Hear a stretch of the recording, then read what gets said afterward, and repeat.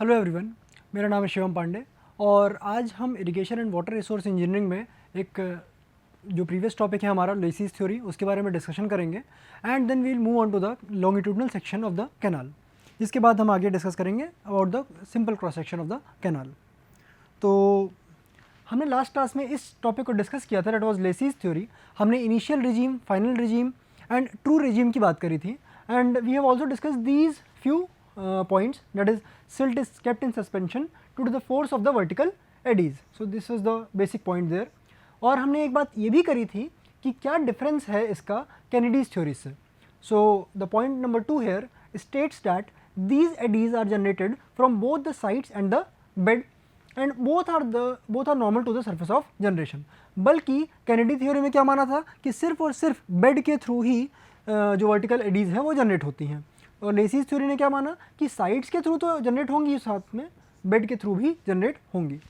So the vertical component of the eddies from the sides will also support this current.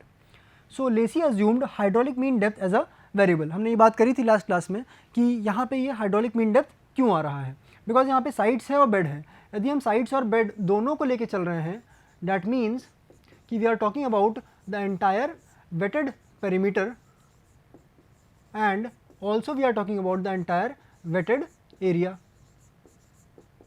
Alright, जब A और P की हम बात कर रहे हैं, so we know that the hydraulic mean depth or the hydraulic radius is equal to what? R is equal to A upon P. तो यहाँ पे जो केस होगा वो लेसी ने अज्यूम किया कि it depends upon this hydraulic mean depth। और कैनेडी साहब ने क्या अज्यूम किया था, उन्होंने कहा था कि सिर्फ और सिर्फ बेड के थ्रू ही एडीज जनरेट हो रही हैं, बेड पे ही एडीज जनरेट हो रही हैं। तो वहाँ पे जो उन्होंने अज्यूम किया था, उन्होंने सिर्फ और सिर्फ एक जो आपकी वाटर डेप्थ है बेसिकली उसको ही कंसिडर करा था कैनेडी साहब ने। ओके, सो वहाँ पे जो डी है उसको वेरिएबल माना गया था, कहाँ पे, कैनेडीज थ्योरी में। So this is the basic difference here between the Lacey and the Kennedy theory, and these are the few important points about the Lacey's theory. अब लेसीज थ्योरी में एक बहुत ही इंपॉर्टेंट फैक्टर है जो कि है silt factor. वहाँ पे वो अजम्पशन था और कुछ वैल्यूज़ उन्होंने डायरेक्टली दे रखी थी कैनेडी साहब ने। यहाँ पे लेसीज थ्योरी में क्या हुआ, इन्होंने एक फॉर्मूला दिया और जो कि डिटरमिन करता है कि जिस तरीके का सिल्ट साइज़ होगा उसी के हिसाब से जो हमारा सिल्ट फैक्टर है वो उसकी वैल्यू चेंज होती रहेगी। So this formula here is F is equal to 1.76 root में small d. This d is what? It is the mean diameter of the particle and this d is always in mm. Okay, this is in millimeters. So usually it is taken as d50 size. So this is one factor, that is the silt factor. तो silt factor एक term हो गया जो कि किस पे dependent है, silt के साइज के ऊपर डिपेंडेंट है। तो लेसी साहब ने एक खुद से अपना एक फॉर्मूला यहाँ पे ये डेवलप किया था। Second point is how to determine the velocity. तो यहाँ पे वेलोसिटी के लिए उन्होंने खुद ही से एक नया फॉर्मूला, खुद का एक फॉर्मूला यहाँ पे डराइव किया, that was given as this, v is equal to q f square upon 140 whole की पावर में 1/6, where q is the discharge और f जो है आपने यहाँ से ऊपर वाले फॉर्मूले से देखा। What is the hydraulic mean depth, that is equal to 5/2 into V square by F. So ये एक पॉइंट हो गया, आपने वेलोसिटी यहाँ से निकाली and then you can easily find out the hydraulic mean depth. ये area is equal to Q upon V, this is equation of continuity, nothing else. ये बेसिक इक्वेशन है जो आप हमेशा यूज़ करते आए हैं। Then we talk about this wetted perimeter, ये क्या होगा 4.75 रूट में Q. This was also a formula that was given by Lacey. अच्छा, ये है यदि हम बात करें कि यदि आपका ट्रेपेजॉइडल चैनल होता है तो उस केस में यदि आपको वेटेड एरिया और वेटेड पेरीमीटर निकालना है तो आप इस तरीके से निकाल सकते हैं, जिसका यदि मैं साइड स्लोप की बात करूं तो जो साइड स्लोप होगा वो n horizontal is to 1 vertical है, जिसका जो बेस है दिस इज द बेस, जिसमें जो पानी है okay the water is up to the depth of this y depth. Okay, so this is b y and n and this is 1 vertical. तो इस तरीके से आप वेटेड एरिया और वेटेड पैरामीटर निकाल सकते हैं किसी भी ट्रेपेजॉइडल चैनल का। लेसी साहब ने एक और फॉर्मूला दिया था लॉन्गिट्यूडनल स्लोप का, यानी कि लेंथ के अलॉन्ग जो भी स्लोप में चेंज आ रहा है, जो भी ग्राउंड लेवल में चेंज आ रहा है, that is given by this formula which is given as s is equal to f to the power 5/3 upon 3340 into q की power 1/6। So these are the few formulas that have been derived by Mr. Lacy. Okay, this is the formula, this one R, this wetted perimeter and this S, that is slope, longitudinal slope. बाकी सब चीज़ें general चीज़ें हैं जो आपको हमेशा से पता हैं और यूजुअली हम लोग ट्रेपेजॉइडल चैनल के लिए ही अप्लाई करते हैं. इन केस कहीं और पे कुछ और अप्लाई हो रहा होगा, so we can do it accordingly using the basic formulas of Lacey. Now let us talk about the design procedure कि आप कैसे कैसे एक चैनल को डिज़ाइन करेंगे. चैनल का डिज़ाइन मतलब क्या हुआ कि कितना बेड वाटर डेप्थ है वहाँ पे, कितना बेड का स्लोप है वहाँ पे, पानी कितनी वेलोसिटी से वहाँ पे बहेगा. Okay, so that neither silting nor scouring phenomena takes place. Okay, and there are other things also. Let us now see it one by one. The first point here is you have to calculate the velocity using the formula v is equal to qf square upon 140 to the power 1 by 6. After you have calculated the velocity, you can find out the hydraulic mean depth, that is r, using the formula that is given here, r is equal to 5 by 2 v square by f. After you have found out this r here, you can easily find out the cross sectional area, that is A, that is equal to q upon v. So you have gotten the wetted area. Now for the wetted perimeter you have the formula which is given by Lacy, that is P is equal to 4.75 root में Q. Now you have assumed that a trapezoidal channel is there whose bed width is B, the water in it is up to a depth of y. Okay, so that is there. और जो इसका side slope है वो क्या है, n horizontal to 1 vertical. This is the side slope.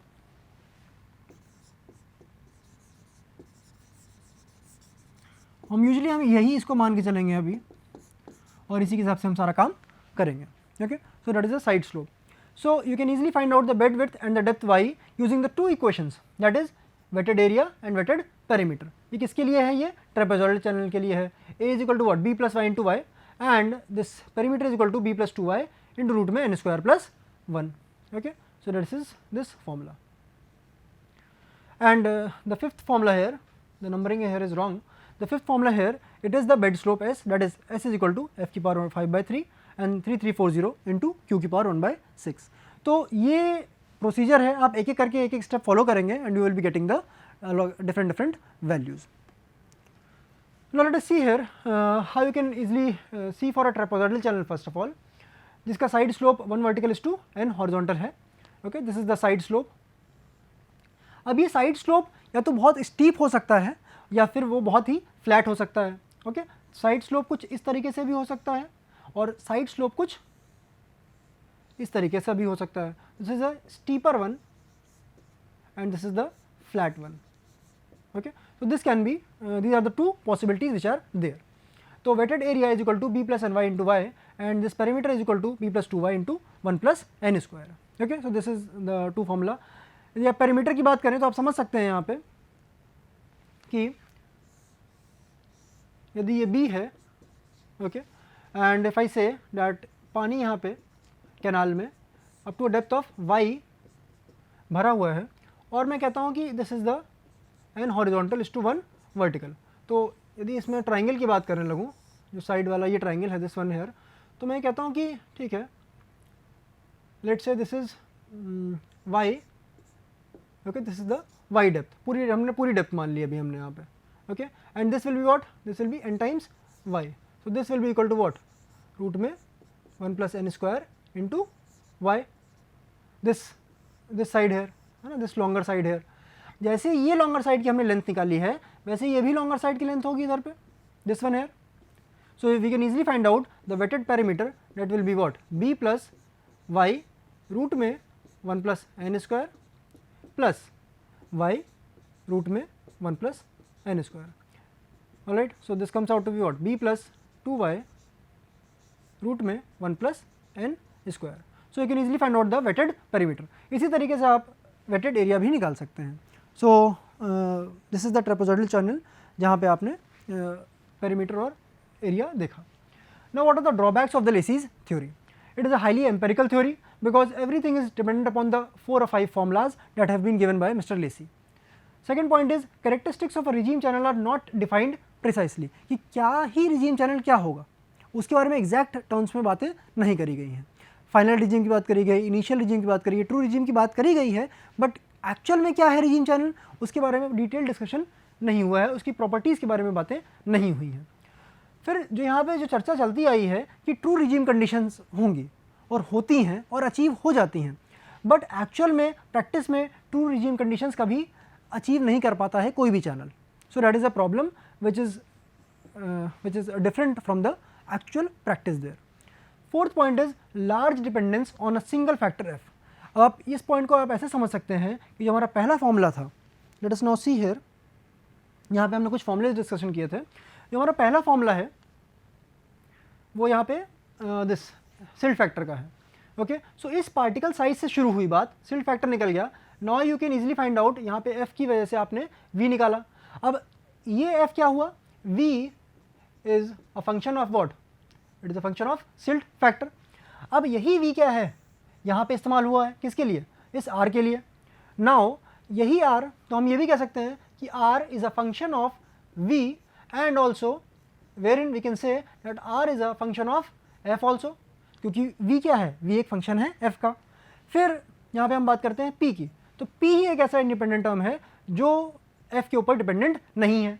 अच्छा, फिर आप यहाँ चले जाइए स्लोप के पास, तो स्लोप में भी क्या है, this f is also coming there.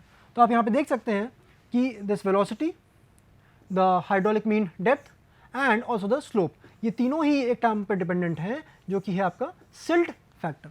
So we can see a single dependency on the silt factor. ये इसके कुछ drawbacks रहे. Now let us design a lacy channel to carry 5 meter cube per second discharge through 0.5 mm sand. तो यहाँ पे आपको discharge की value दे रखी है कि इतना इस चैनल को एक 5 metre cube per second discharge के साथ बहना है. Okay, and the sand which is there is the 0.5 mm sand. अच्छा, आपके पास डायमीटर दे रखा है, so you can easily find out. First step is what, find out the silt factor. Formula आपके पास दे रखा है 1.76 रूट में D mm, and you can easily find out the silt factor that is 1.24. तो ये यहाँ पे हो गया. दूसरी चीज़, आपका शेप क्या होगा इस चैनल का. यूजुअली हम क्या करते हैं, दो चैनल के शेप प्रोवाइड करते हैं. एक होता है triangular and other is the trapezoidal. तो यहाँ पे जो हम चैनल डिज़ाइन कर रहे हैं वो ट्रेपेजॉइडल चैनल डिज़ाइन कर रहे हैं. We are not talking about the triangular channel here, because trapezoidal channel is suitable for bigger amount of discharges. Okay, तो यहाँ 5 मीटर क्यूब पर सेकेंड का डिस्चार्ज है. तो यहाँ पे आप देख सकते हैं कि ये जो चैनल है उसके जो बेड विड्थ है दैट इज़ बी, जो पानी का डेप्थ है दैट इज़ वाई, और जो यहाँ पे स्लोप है, side slope, that is 1 vertical is to N horizontal. तो हम इसी चैनल की डिज़ाइनिंग करेंगे. डिज़ाइनिंग का मतलब क्या हुआ, मुझे नहीं पता है चैनल की बेड विड्थ कितनी है, मुझे नहीं पता है कि जो वाटर फ्लो है वो कितना होगा, कितने डेप्थ का होगा. सो यही चीज़ हमें पता कर लें यदि हम, तो हम इजीली डिज़ाइन कर सकते हैं. साथ ही में हमें वेटेड पेरीमीटर नहीं पता है, साथ ही में हमको एस की वैल्यू नहीं पता है, लॉन्गिट्यूडनल स्लोप हम चैनल का कितना देंगे हमें नहीं पता है अभी. So these are the few things which we can easily find out and then we can design the channel. तो यहाँ पे आप देख सकते हैं हमने पहला जो टर्म निकाला that was the silt factor. Silt factor की मदद से आप क्या कर सकते हैं, you can easily find out the velocity and you know that q is equal to this 5 meter cube per second, f is equal to 1.24, and you can easily apply this formula to find out the velocity. So this velocity comes out to be 0.617 meter per second. Next हम बात करते हैं hydraulic mean depth. हम जो यहाँ पे steps देख रहे हैं वो हमने जो डिज़ाइन प्रोसीजर अभी कुछ देर पहले पढ़ा था लेसीज थ्योरी का, वही डिज़ाइन प्रोसीजर हम फॉलो कर रहे हैं यहाँ पे. तो this r is equal to 5/2 v square by f. v you have usually got in the previous slide, that was 0.617 meter per second. You are simply putting it the value and f is equal to 1.24. आपने value put करी and you got this as the r value, that is 0.768 meter. Now for the calculation of the cross sectional area, you can simply apply the continuity equation, that is q is equal to av, wherein you know the value of q and the value of v, that is the velocity. तो आपको wetted area मिल जाएगा, that is 8.104 metre square. And you can calculate the wetted perimeter using the formula itself given by Mr. Lacy. So P is equal to 4.75 root में 5, that is the Q, this one Q here. So this comes out to be 10.62 meters. Now you have got two values basically, A की value आपके पास आ गई और P की value आ गई, और आपके पास R की वैल्यू तो पहले से ही मौजूद थी जो आपको हाइड्रोलिक मीन डेप्थ आपको निकालने के लिए वहाँ पे आपको मिला. Next is for a trapezoidal channel of the side slope 0.5 horizontal is to 1 vertical, we know this thing that the perimeter formula is given by what? This b plus 2y root में n square plus 1 and the area is given by what? b plus ny, okay, ny into y. So, these are the two formulas that we have already discussed in the previous slides. When you solve these two equations, because now you have gotten the value of p and a in the previous slides, तो यहाँ पे y की value 0.9 हो गई और b की value 8.6 metres हो गई. So now you have got कि कितना डेप्थ होगा और कितना आपका बेड विड्थ होगा. यदि मैं चैनल की बात करूँ, यदि आप क्रॉस सेक्शनल एरिया बात करते हैं ना, तो जो बेड विड्थ होगी दैट विल बी 8.6 मीटर और जितने डेप्थ में पानी फ्लो कर रहा होगा कैनाल में, चैनल में, नहर में, that will be what? 0.9 metre. तो this is the canal. Okay, these are the two dimensions that you have got here. और वेलोसिटी आपको पता ही है कितनी है. ओके, किस वेलोसिटी से पानी फ्लो कर रहा होगा? दैट इज 0.617 मीटर पर सेकेंड. अच्छा, एक चीज़ और नहीं समझ में आई हमें कि जब ये चैनल फ्लो करेगा तो इसका जो बेड स्लोप है वो कितना होगा? ये जो स्लोप यहाँ पे जा रहा है वो कितना होगा? That is the longitudinal slope. तो this slope here is given by this formula by Mr. Lacy, that is this one here. तो यहाँ पे आपको f की वैल्यू पता है, that is 1.24. आपको q की वैल्यू पता है, that is 5 metre cube per second, and you are simply putting in the values here, so you get it as this 1/3052. So you go one step there and the distance here is 3052 metre. तो अगर आप एक यहाँ पे आपका fall हो रहा है तो आपको यहाँ पे इसके लिए कितना चलना पड़ेगा? 3052 मीटर. ओके, एक यूनिट 1 मीटर यदि आपका फॉल होता है तो 3052 मीटर आपको यहाँ पे हॉरिजॉन्टल डिस्टेंस चलना पड़ेगा. तो that is the horizontal longitudinal slope that we are talking about. तो यहाँ पे हमने बात करी कि लेसीज में कैसे डिज़ाइन करते हैं. Now we will talk about the Kennedy's theory and Lacey's theory, the difference portion. पहली चीज़ तो ये थी, कैनेडी साहब ने एक टर्म दिया CVR, okay, critical velocity ratio, और इन्होंने ये बात तो करी बट इसके बारे में बहुत ही ज़्यादा डिपेंडेंस था. पहली बात तो ओवर डिपेंडेंस था इस चीज़ के ऊपर, और इन्होंने कोई ऐसा कोई फॉर्मूला नहीं बताया कि हाँ इस तरीके से हम कैलकुलेट करेंगे. ही ओनली सेड कि चलो ठीक है, ये जो CVR टर्म है आप इसको यूज़ करिए and then we will be finding out the different terms there. वहाँ पे जो डेप्थ होगी वो उसी से हम निकाल लेंगे. लेसी साहब ने क्या कहा, इन्होंने जो है सिल्ट फैक्टर एक टर्म दिया और उसको फिर किससे रिलेट किया? इसको रिलेट किया इन्होंने पार्टिकल साइज से, जो कि आप इस फॉर्मूले में देख सकते हैं. Okay. Second point, he assumed that the silt in suspension is due to eddies generated from bed only. और मैंने आपको पहले भी ये चीज़ डिफरेंस बताया है कि यहाँ पे क्या हुआ, it is generated from entire wetted perimeter. जो भी एडीज जनरेट हो रही हैं, जो भी रिपल्स फॉर्म हो रहे हैं, it is generated from the entire wetted perimeter. यानी कि जो बेड है वहाँ से भी और जो साइड्स है वहाँ से भी. So this are the two terms that you have to see. तो यहाँ पे इन्होंने बेड की बात करी, तो बेड से रिलेटेड क्या होगा? डेप्थ होगा. तो यहाँ पे वेलोसिटी और डेप्थ के बारे में रिलेशन बात करी. यहाँ पे इन्होंने जो फॉर्मूला दिया वो V और R में दिया. Okay, this are two things here. Third point here, for the velocity calculation use of Kutter's equation was there. Okay, तो वहाँ पे आपको कटर इक्वेशन यूज़ करी, तो कटर के जितने भी ड्रॉबैक्स थे वो यहाँ पे भी आ गए. तो इसमें यदि आप बात करेंगे तो मार्जिन ऑफ एरर बहुत ज़्यादा बढ़ जाता है. क्यों बढ़ जाता है? एक तो कैनेडी थ्योरी की दिक्कत है, साथ ही में जो कटर के भी जो ड्रॉबैक्स होंगे या जो अजम्पशंस होंगे वो भी इसमें इनकॉर्पोरेट हो गए. So these are the two problems that are frequently seen in this Kennedy's theory. And now in the Lacey's theory what happens, he gave his own formula for the velocity calculation. तो ये highly empirical वैसे भी theory है, हमने पहले भी discussion किया है. Second thing, no formula was given for the slope calculation in the Kennedy's theory, but in this Lacey's theory इन्होंने खुद से कहा कि ये एक फॉर्मूला है, you can directly use this formula. यहाँ पे या तो आप वुड्स टेबल का यूज़ करेंगे या फिर आप on experience basis you can easily find out the value. But वो वैल्यू क्या होगी? वो आर्बिट्ररी हो सकती है, किसी स्टैटिस्टिकल डेटा पे वेस्ट नहीं हो सकती है, जो कि कैनेडीज थ्योरी ने बताया था. अच्छा, कैनेडीज थ्योरी में आपने देखा था जब हमने न्यूमेरिकल सॉल्व किया था, तो यू हैव सीन कि एग्जैक्ट वैल्यू आपको नहीं पता चल पाती है. Okay, so you have to use the trial and error procedure. आपने पहला ट्रायल लिया एक ट्रायल डेप्थ मान के, फिर आपने दूसरी ट्रायल डेप्थ मानी, फिर तीसरी ट्रायल डेप्थ मानी. तो इस तरीके से आप ट्रायल एंड एरर प्रोसीजर करते हैं जब तक आपको पता ना चल जाए कि V/V0 का वैल्यू ऑलमोस्ट 1 के बराबर आ जाती है. यहाँ पे क्या है, यहाँ पे आपको फिक्स वैल्यूज़ पता है, आप उसी के through you can easily find out the bed width and also the depth of the canal. In the Kennedy's theory, he gave the idea that non-silting, non-scouring channel will be a regime channel. Okay? और इन्होंने क्या कहा? He proposed that the shape of a regime channel should be a semi-ellipse. और इसका हमने इस point का discussion हमने डिटेल में किया है जब हम डिस्कस कर रहे थे about the fineness of the particle और सेमी एलिप्स जो पोर्शन बनता है उसके बारे में.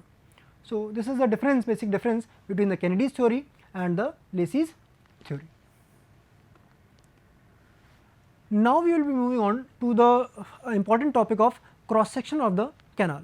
तो एक चीज़ तो यहाँ पे आप समझिएगा, एक क्रॉस सेक्शन होता है, एक लॉन्गिट्यूडनल सेक्शन होता है. तो यदि मैं क्रॉस सेक्शन की बात करूँ तो आप ये देख सकते हैं कि आपको इसमें डेप्थ पता चलेगी. पहली चीज़ तो कि if this is the full supply level, FSL is the full, आपको कई बार ये टर्म देखने को आगे मिलेगा, this is the full supply level and D is the depth here. तो ये एक पॉइंट हुआ. दूसरी चीज़, ये जो कैनाल है इसका कुछ बेड विड्थ होगा. तो यहाँ पे आप टर्म देखते जाइएगा हमने क्या क्या इस्तेमाल किया. एक तो बेड विड्थ हो गया, एक जो डेप्थ है यहाँ पे वाटर की वो बात हो गई. दूसरी चीज़ आप यहाँ पे देखिएगा कि यहाँ पे बर में एक टर्म आ रहा है. Okay, this you can see here. Also you can see कि यहाँ पे ये ग्राउंड लेवल है. Okay, this is the ground level. Okay, इधर पे ये बैंक है. Okay, which is what, this is allowing the water to flow till upward. Okay, यहाँ तक पानी आ जा रहा है ऊपर तक और it is not surrounding in this portion. तो ये फ्लडिंग नहीं कॉज कर रहा है. बैंक हमेशा फ्लडिंग से बचाता है. सो दिस इज़ वन पॉइंट है. अच्छा, एक चीज़ और समझिएगा जो सबसे इंपॉर्टेंट बात है यहाँ पे, that is the permanent land width. तो क्रॉस सेक्शन में आपको हमेशा परमानेंट लैंड विड्थ दिखेगी ही दिखेगी. तो इतना ही आपको है जो आपको हमेशा एरिया चाहिए होगा किसी भी कैनाल के लिए. Okay, that is the cross section of a canal.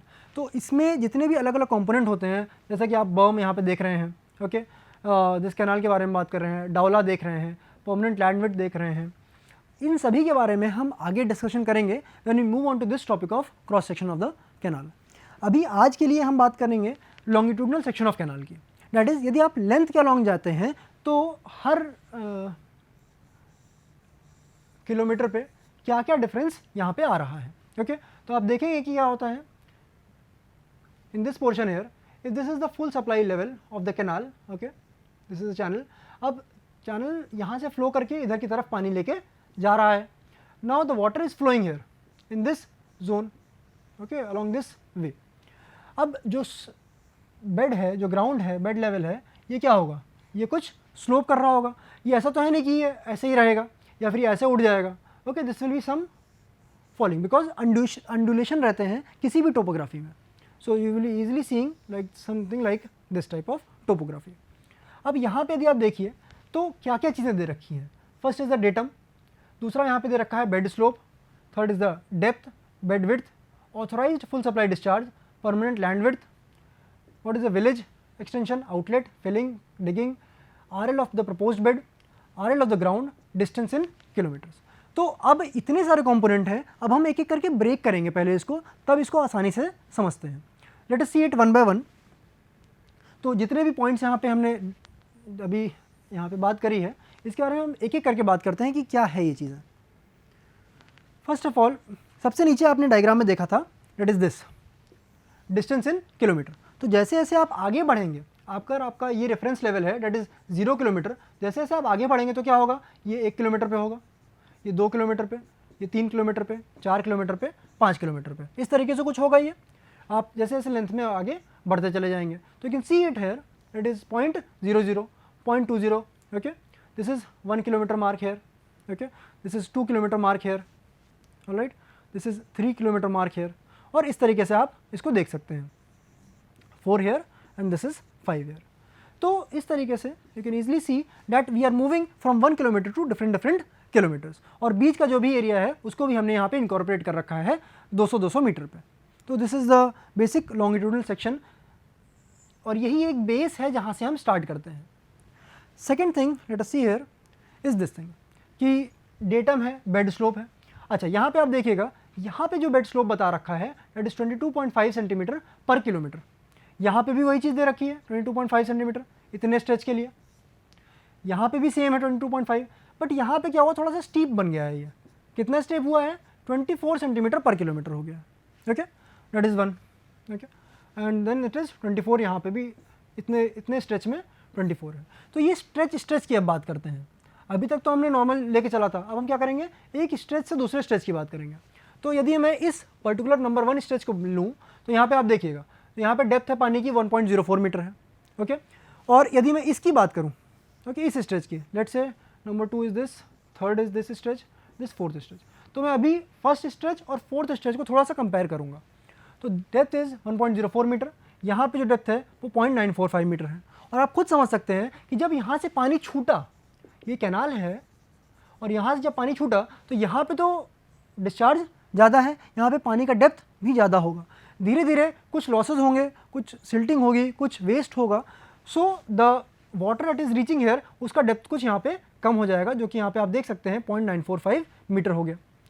और ऐसे आप यहाँ पे देखिए बेड विड्थ, यहाँ पे 5.49 मीटर है, तो यहाँ पे ज़्यादा एरिया इन्होंने ले रखा है। Why? Because the discharge which is to be allowed is very much higher in this zone, तो जो बेड विड्थ होगी that will be slightly larger. Next आप यदि आप देखें, यहाँ पे देखिए कितनी है, फोर्थ वाले में यहाँ पे 4.68 मीटर है। Authorised full supply discharge 3.56 cumecs का, और यहाँ पे जो है 2.60 क्यूमेक का है। सो यहाँ पे आप देख सकते हैं कि इस स्ट्रेच से लेके इस स्ट्रेच तक there is a good amount of loss that is taking place, okay. Third is the permanent land width, और ये आप कहाँ पे देख सकेंगे, ये आपको इस चित्र में कहीं पे भी नहीं दिखाई देगा। कहाँ दिखाई देगा? जो हमने पहला डिस्कशन किया था, cross section of the canal. अच्छा, ये हम क्या बात कर रहे हैं? हम ये बात कर रहे हैं L section, okay, that is the longitudinal section of the canal. एक और यहाँ पे पॉइंट डिस्कस करने के लिए है कि यहाँ पे विलेजेस, ओके, जो इस लेंथ से लेके इस लेंथ तक है, that is village number 1 that is being covered here. यहाँ पे आप देखिए तो विलेज नंबर 2 है, okay, then village number 3, village number 4 and then village number 5। तो विलेजेस का स्ट्रेच अलग हो सकता है, उसमें कोई दो राय नहीं है। बट यहाँ पे हम जो बात करते हैं अपने डिज़ाइनिंग के लिए, वो हम बात करते हैं by kilometre to kilometre. So that is one thing. And then this is the outlet. अब कैनाल से पानी यहाँ से चल तो रहा है, but the outlet will be on both the sides. Left में भी आउटलेट होगा जहाँ पे फील्ड जाएगी, और राइट में भी आउटलेट होगा जहाँ पे फील्ड जा रही होगी। सो दिस इज़ द आउटलेट, और आप देख सकते हैं यहाँ पे दोनों साइड है, यहाँ पे ये है, यहाँ पे थोड़ा दूर पे है, एंड सो ऑन। अब डिगिंग और फिलिंग की बात हम नेक्स्ट क्लास में करेंगे। Thank you for today. Thank you.